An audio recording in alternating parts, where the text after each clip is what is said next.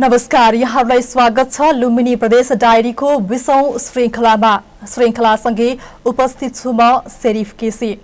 लुम्बिनी प्रदेशभित्रका विभिन्न गतिविधिहरूलाई समावेश गरिएको टेलिभिजन कार्यक्रम लुम्बिनी प्रदेश डायरी लुम्बिनी प्रदेश सरकार आन्तरिक मामिला तथा कानून मन्त्रालयको सहकार्यमा तयार पारेको कार्यक्रम हो। सामुदायिक टेलिभिजन बुद्ध आवाज कपिलवस्तुद्वारा उत्पादित कार्यक्रम तपाईले लुम्बिनी प्रदेशको सामुदायिक टेलिभिजनहरू बुद्ध आवाज कपिलवस्तु सहित रूपन्देहीका बुद्ध सामुदायिक टेलिभिजन लुम्बिनी टेलिभिजन र राज्य टेलिभिजन गरी 4वटा टेलिभिजनबाट हरेक हप्ताको सोमबार र बिहीबार राति 8:30 बजेबाट करिब 9 बजेसम्म हेर्न सक्नुहुन्छ।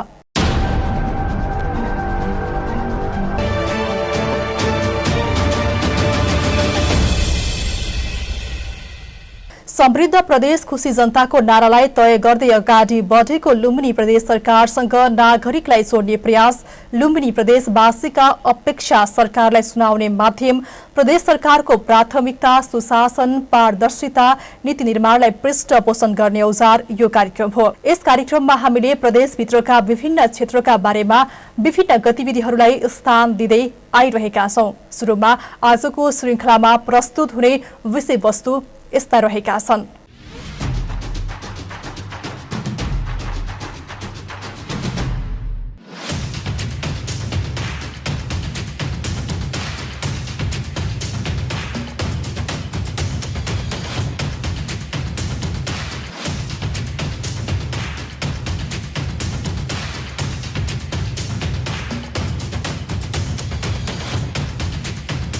गएको आर्थिक वर्षमा 14वटा हेलिप्याड निर्माण भएको छ विभिन्न जिल्लाहरूमा गरेर। यो आर्थिक वर्षमा हामीले 6वटा हेलिप्याड निर्माण गर्ने भनेर योजना बनाएका छौँ। त्यो अनुसारको काम पनि अगाडि बढेको छ। हेलिप्याड निर्माण भएदेखि यहाँका स्थानीयहरू अत्यन्तै खुसी छन्। यो प्रदेश सरकारको कार्यक्रम अन्तर्गत यस्ता प्रत्येक गाउँपालिकाहरूमा चाहिँ हेलिप्याड निर्माण गरिसकेपछि आफ्नो पालिकामा चाहिँ विकास निर्माण कार्यहरू भएको कारणले गर्दा असाध्यै चाहिँ खुसी छन्। दुर्गम दूर दराज बस्तीमा बस्ने दिदी बहिनीहरूको जोखिम स्थितिलाई यसले न्यूनीकरण गरेको छ र न्यूनीकरण गर्दै जानेछ।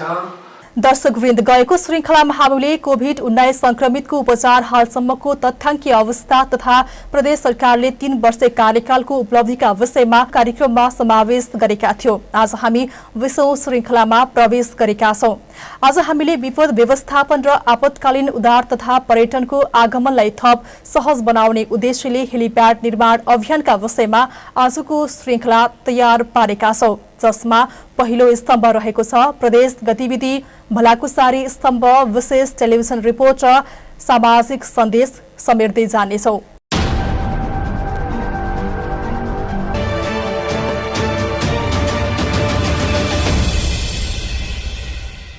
अब भने कार्यक्रमको पहिलो स्तम्भतर्फ लागौ। लुम्बिनी प्रदेश सरकारले गरेका यस बीचका महत्वपूर्ण गतिविधि प्रस्तुत गर्दै हुनुहुन्छ सहकर्मी विकास थापाले।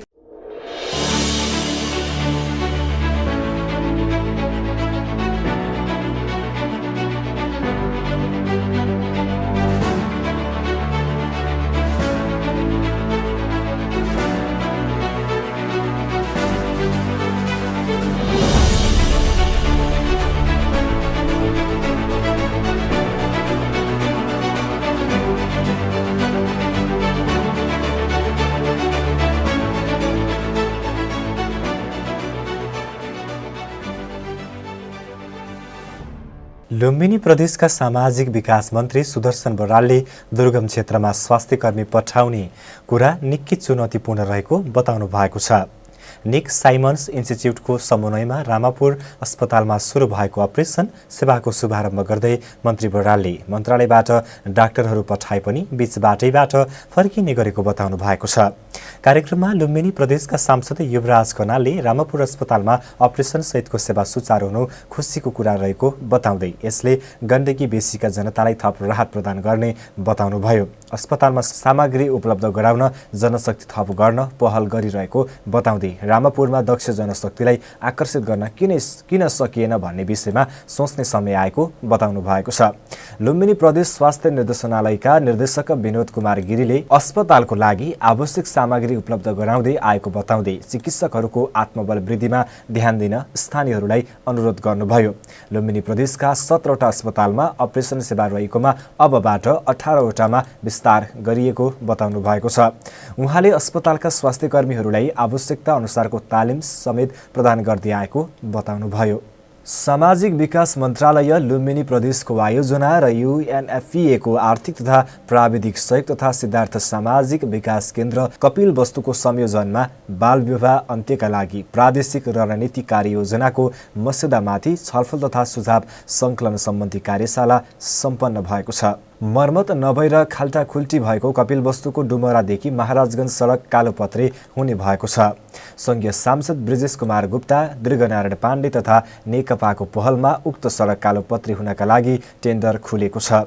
12 किलोमिटर लामो सडक निर्माणका लागि 26 करोड हुने भएको हो। लुम्बिनी प्रदेश सरकारले सडक डिभिजन कार्यालय मार्फत ठेक्का खुलाएको सङ्घीय सांसद ब्रिजेश कुमार गुप्ताले बताउनुभयो।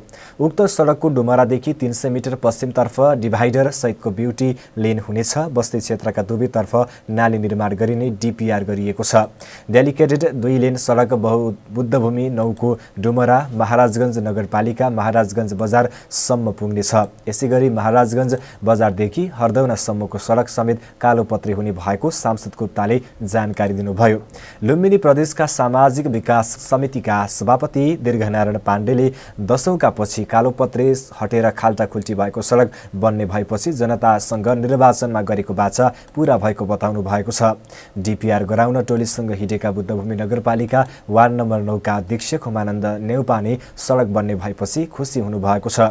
दशौंकादेखि यात्रा गर्दा दुःख झेल्दै आएका जनताहरू प्रदेश सरकारले कालोपत्रे गर्ने भएपछि जनप्रतिनिधिलाई धन्यवाद दिएका छन्। महाराजगञ्ज नगरपालिकाको गैरहवादेखि भारतको सीमासम्म पुग्नका लागि नेपाल सीमा सद्भावना सडक अन्तर्गत निर्माण हुने पूर्वाधार विकास कार्यालयका सिनियर डिभिजन प्रमुख ललित नेउपानेले बताउनु भएको छ। दाङको पर्यटकीय स्थलका रूपमा परिचित तुलसीपुर 12 स्थित शीतलपुर शिव मन्दिरको मुहार फेरिँदैछ।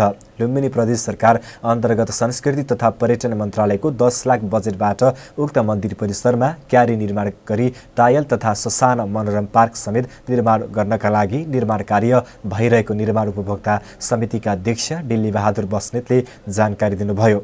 उक्त निर्माण कार्यको प्रदेश सांसद शङ्कर गिरीले सोमबार अनुगमन तथा निर्माण कार्यको प्रगतिबारे जानकारी लिनुभएको छ।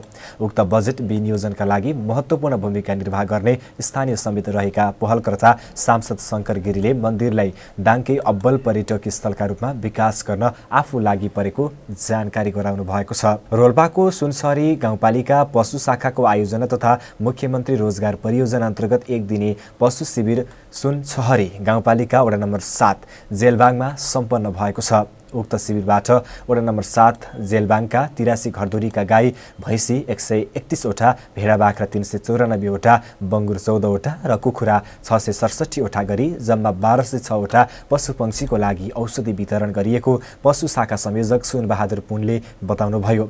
शिविरको उद्घाटन गर्दै गाउँपालिकाका अध्यक्ष आशबहादुर पुनले भन्नुभयो, गाउँपालिकामा कृषि र पशुपक्षी पाल्नेहरूको जनसङ्ख्या धेरै छ, त्यसैले कृषकहरूलाई आधुनिक प्रविधि प्रयोग गरी कृषि पेसामा लाग्न अनुरोध गर्नुभएको छ भने उन्नत जातका पशुपक्षी पाल्नतिर ध्यान दिन अनुरोध समेत गर्नुभएको छ।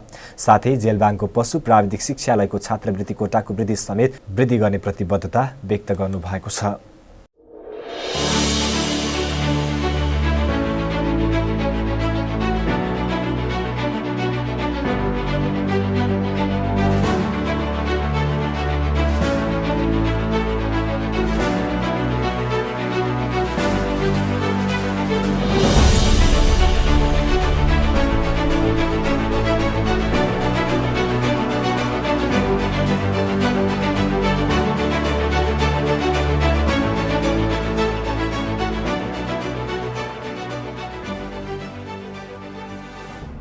लुम्बिनी प्रदेशभित्रका विभिन्न गतिविधिहरूलाई समावेश गरिएको टेलिभिजन कार्यक्रम लुम्बिनी प्रदेश डायरी लुम्बिनी प्रदेश सरकार आन्तरिक मामिला तथा कानून मन्त्रालयको सहकार्यमा तयार पारिएको हो। गतिविधिपछि अब प्रस्तुत गर्दैछौं भलाकुसारी स्तम्भ। आज हामीले हेलिप्याड निर्माणको अवस्थाका विषयमा आन्तरिक मामिला तथा कानून मन्त्रालयका सचिव रविलाल पन्तसँग भलाकुसारी गरेका छौं। अब उहाँसँग गरिएको भलाकुसारी एकैछिन हेरौं।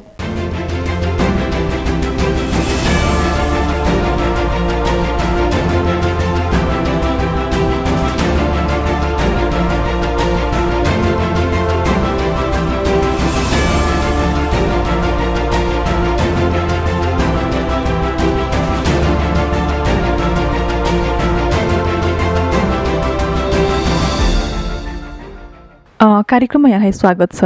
धन्यवाद, नमस्कार। संवादतर्फ लागिरहँदाखेरि यो खासमा हेलिप्याडको महत्त्व के हुन्छ यो विषयमा प्रकाश पारिदिनुहोस् न।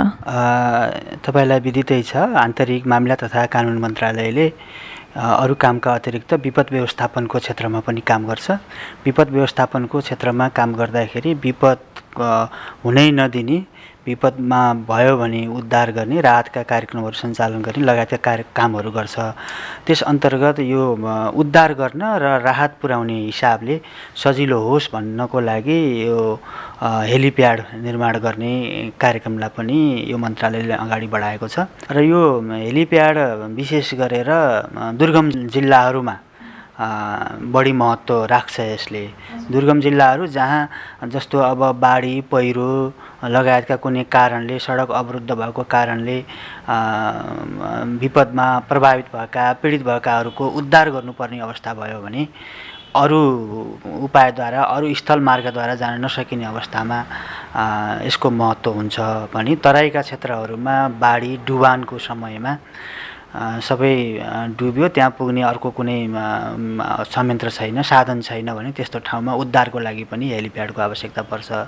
त्यस्तै गरेर रातिको समयमा कहीँ केही घटना भयो र तुरुन्तै उद्धार गर्नु पर्यो भने रात्रिको समयमा पनि चल्न सक्ने खालको हेलिप्याड को पनि हामीले निर्माणलाई अगाडि बढाएका छौँ र यसको रातिमा पनि उद्धार गर्नुपर्ने अवस्थामा यसको महत्त्व चाहिँ त्यसरी बढेर आएको हो।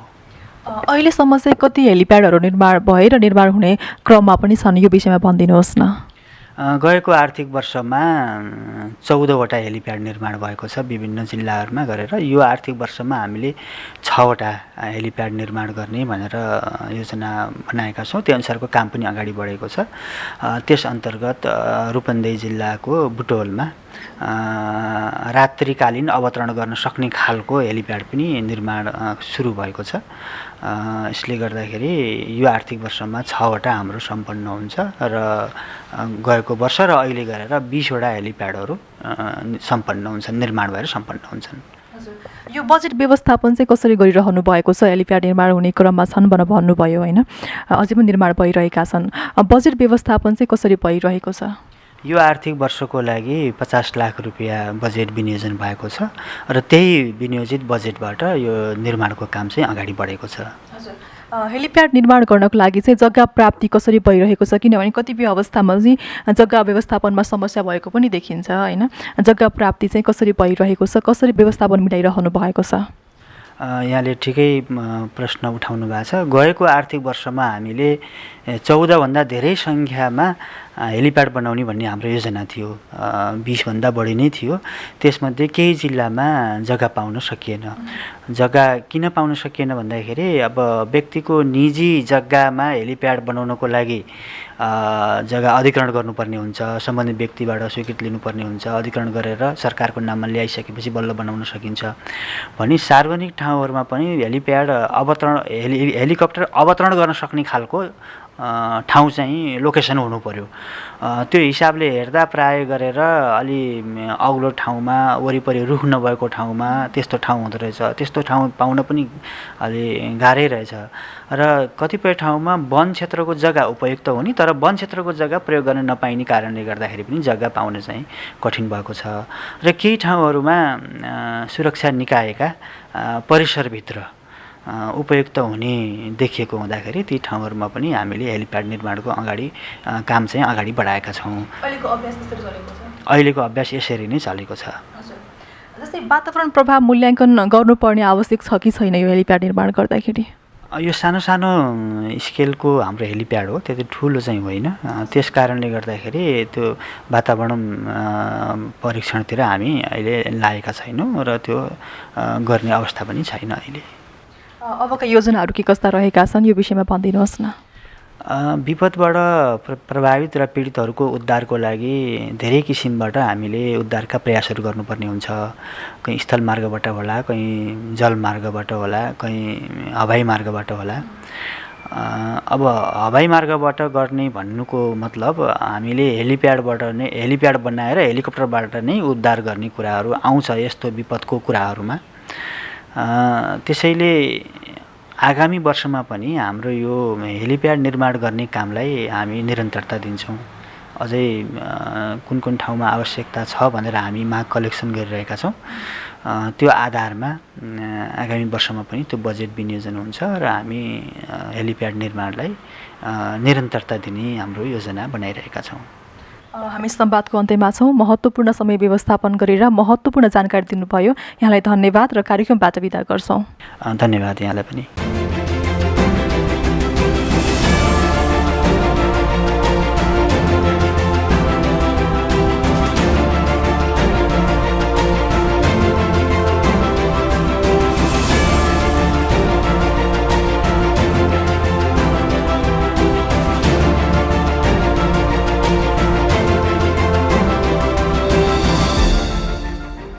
समृद्ध प्रदेश खुशी जनताको नारालाई तय गर्दै अगाडि बढेको लुम्बिनी प्रदेश सरकारसँग नागरिकलाई जोड्ने प्रयास, लुम्बिनी प्रदेशवासीका अपेक्षा सरकारलाई सुनाउने माध्यम, प्रदेश सरकारको प्राथमिकता सुशासन, पारदर्शिता, नीति निर्माणलाई पृष्ठपोषण गर्ने औजार यो कार्यक्रम हो। यस कार्यक्रममा हामीले गतिविधि भलाकुसारी हेरिसक्यौं। अब भने हामीले एक विशेष टेलिभिजन रिपोर्ट प्रस्तुत गर्नेछौं। रिपोर्टमा आज हामीले रोल्पा जिल्लामा हेलिप्याड निर्माणपछि स्थानीयले कस्तो महसुस गरेका छन्, आगामी दिनका लागि के कस्ता अपेक्षा त्यहाँका नागरिकहरूले गरेका छन् भनेर सहकर्मी सूर्य बुढा मगरको सहयोगमा हामीले एक विशेष टेलिभिजन रिपोर्ट तयार पारेका छौं। प्रस्तुतिमा हुनुहुन्छ सहकर्मी सरिता थारू।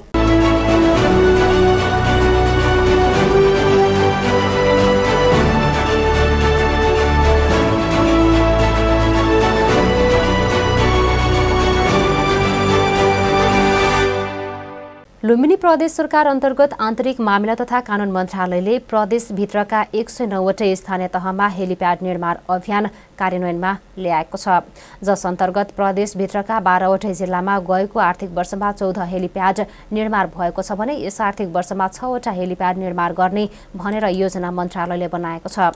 स्थानीय तहमा विपद व्यवस्थापन र आपतकालीन उद्धार तथा पर्यटकको आवागमनलाई थप सहज बनाउने उद्देश्यले हेलिप्याड निर्माण अभियान थालिएको हो।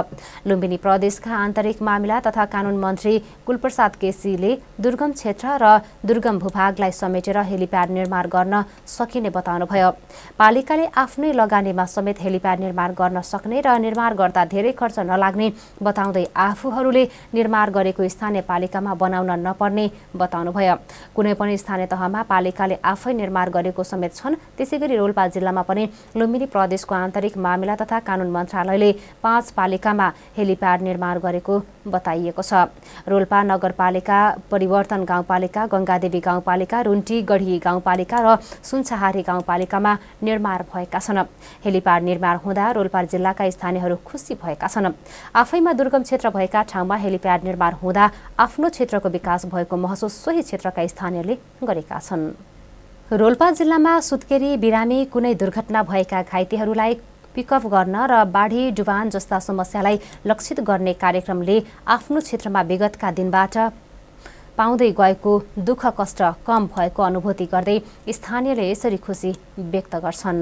म चन्द्रविक्रम खड्का, मेरो घर परिवर्तन गाउँपालिका वार्ड नम्बर 5 राङकोट। यो हेलिप्याड निर्माण भएदेखि यहाँका स्थानीयहरू अत्यन्तै खुसी छन्। यो प्रदेश सरकारको कार्यक्रम अन्तर्गत यस्ता प्रत्येक गाउँपालिकाहरूमा चाहिँ हेलिप्याड निर्माण गरिसकेपछि यहाँका स्थानीयहरू अत्यन्त खुसी छन् र यहाँबाट के पनि लिन सकिन्छ भनेदेखि कम्तीमा पनि यो ठाउँमा हामी जस्तो यो विकट ठाउँमा पनि हेलिप्याडको निर्माण भएर हेलिप्याड नदेखेका मान्छेहरू पनि छन् कतिपयहरू यहाँ। त्यस कारणले गर्दाखेरि आकाशमा उडेको मात्र देखेको भएको हुनाले यहाँ प्रत्यक्षमा हेलिकप्टर बसेकै देखिसकेपछि हेलिप्याड निर्माण भइसकेपछि खुसी पनि छन्। पर्यटकीय हिसाबले पनि राम्रो भइरहेको छ र त्यो बाहेकै यहाँ अत्यन्तै अति आवश्यक परेको समयमा जस्तै कुनै दुर्घटना हुनसक्छ, कुनै डेलिभरी केसहरू हुनसक्छ, त्यस्ता केसहरूलाई तत्कालभन्दा तत्काल चाहिँ हेलिकप्टरको माध्यमबाट सम्पन्नशाली हस्पिटलतिर पुर्याएर विभिन्न किसिमको उपचारहरू पाउने भएको हुनाले ज्यान बचाउने सम्भव गर्न सकिने भएको हुँदा खुसी छन् र फाइदा नै भएको महसुस गरिरहेको।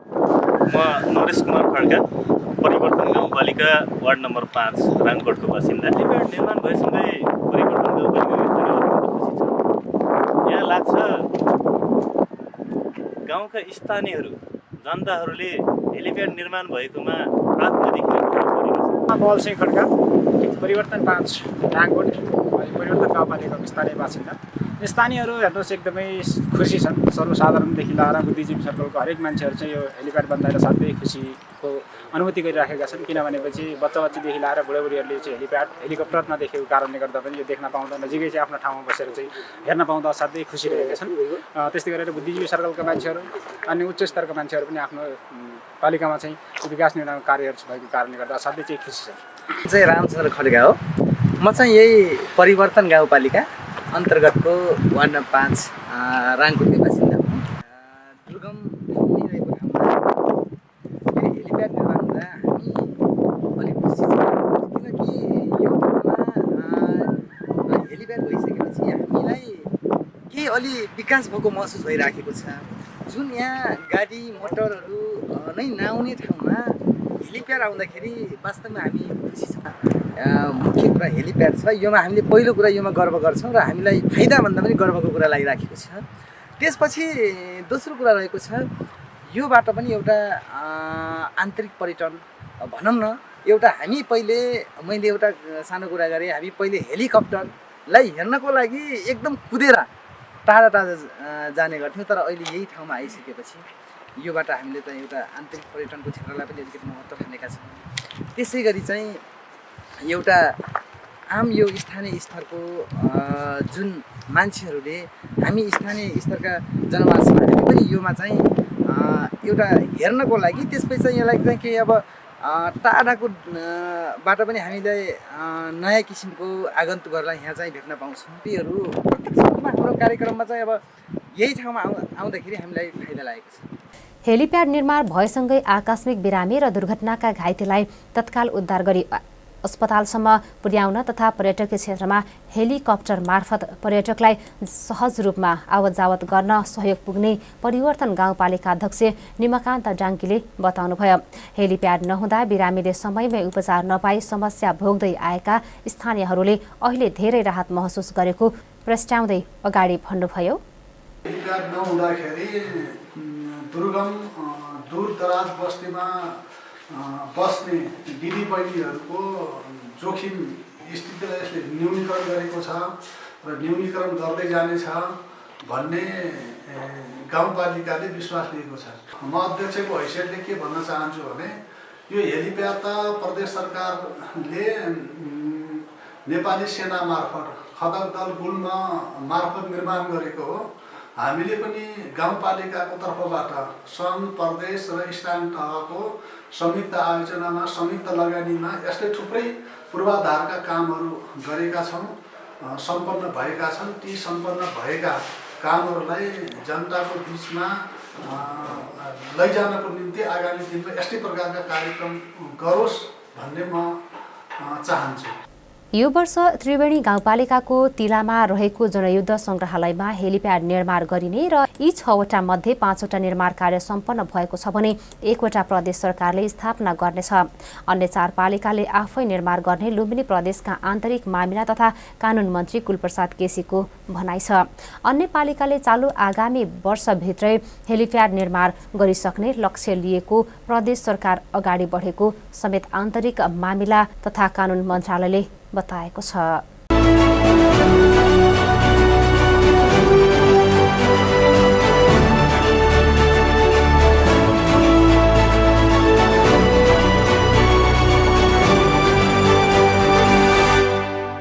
तपाईँ यति बेला टेलिभिजन कार्यक्रम लुम्बिनी प्रदेश डायरी हेरिरहनु भएको छ। लुम्बिनी प्रदेशभित्रका विभिन्न गतिविधिहरूलाई समावेश गरिएको टेलिभिजन कार्यक्रम लुम्बिनी प्रदेश डायरी प्रदेश सरकार आन्तरिक मामिला तथा कानून मन्त्रालयको सहकार्यमा तयार पारिएको हो।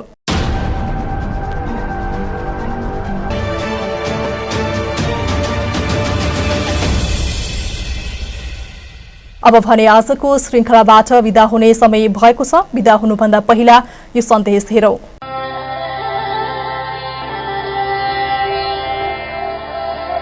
म कसैलाई दोष दिन्न, गल्ती मेरै हो। जेब्रा क्रसिङमा पैदल यात्री बाटो काट्दै थिए। क्रस गरिहाल्छु जस्तो लाग्यो, तर मेरो अनुमान गलत भयो।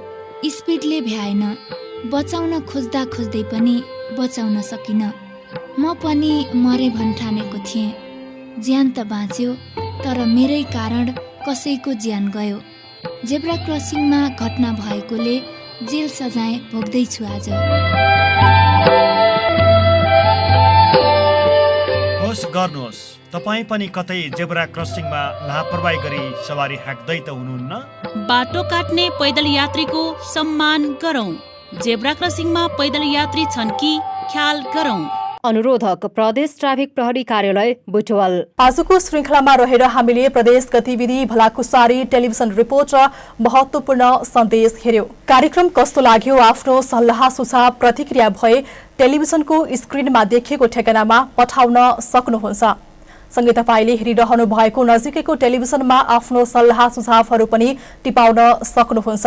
तपाईँ हाम्रो भेट भने कार्यक्रमको 21औं श्रृङ्खलामा हुनेछ।